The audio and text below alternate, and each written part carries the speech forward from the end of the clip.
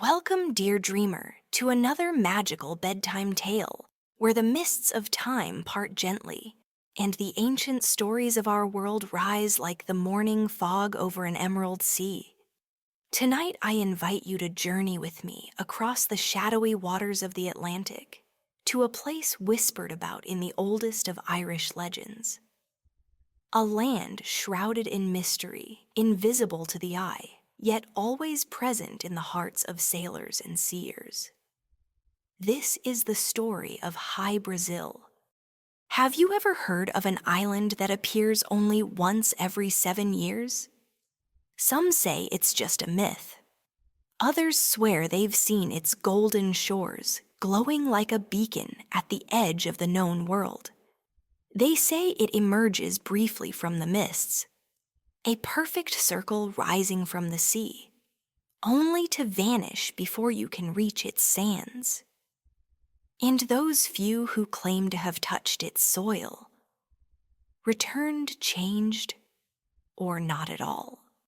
So close your eyes, let your thoughts drift like a gentle boat upon quiet waves, and allow yourself to be carried away to the edge of the known world, Atawas. The whispered legend.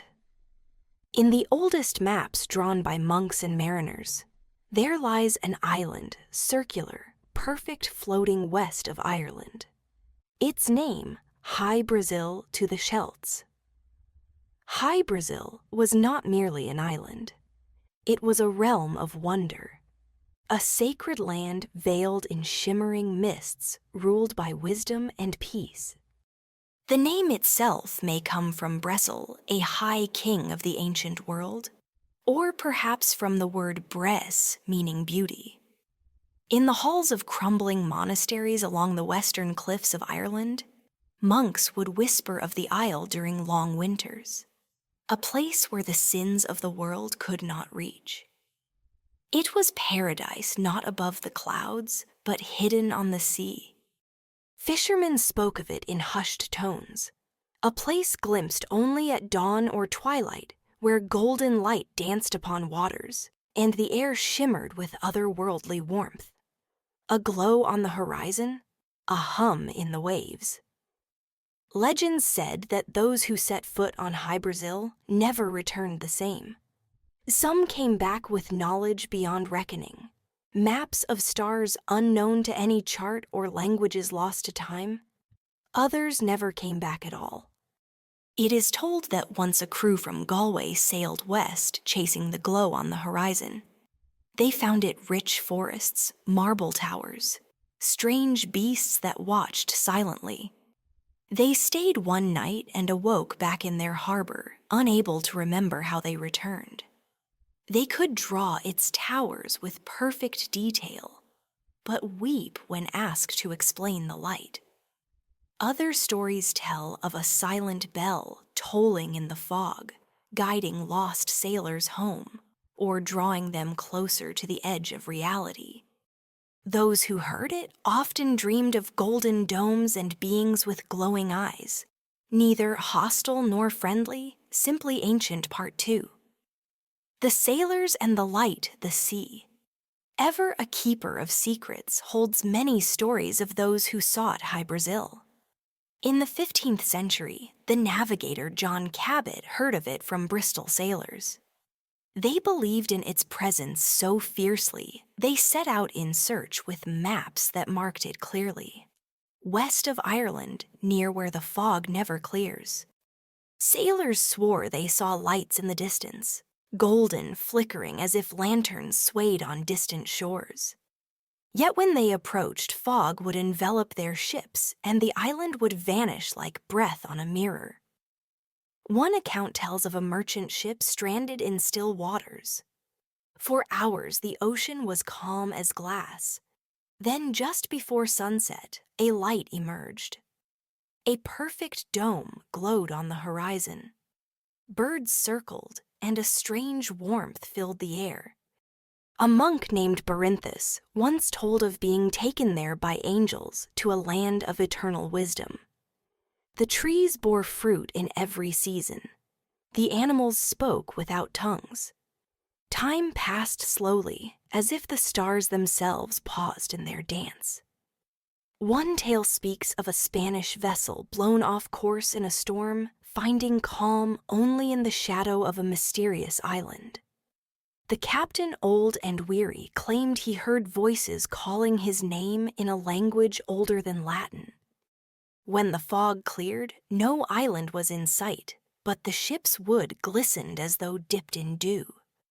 But perhaps the most chilling tale is of a lone fisherman who washed ashore in Clare, eyes wide with wonder, his mouth mumbling in a language no one knew.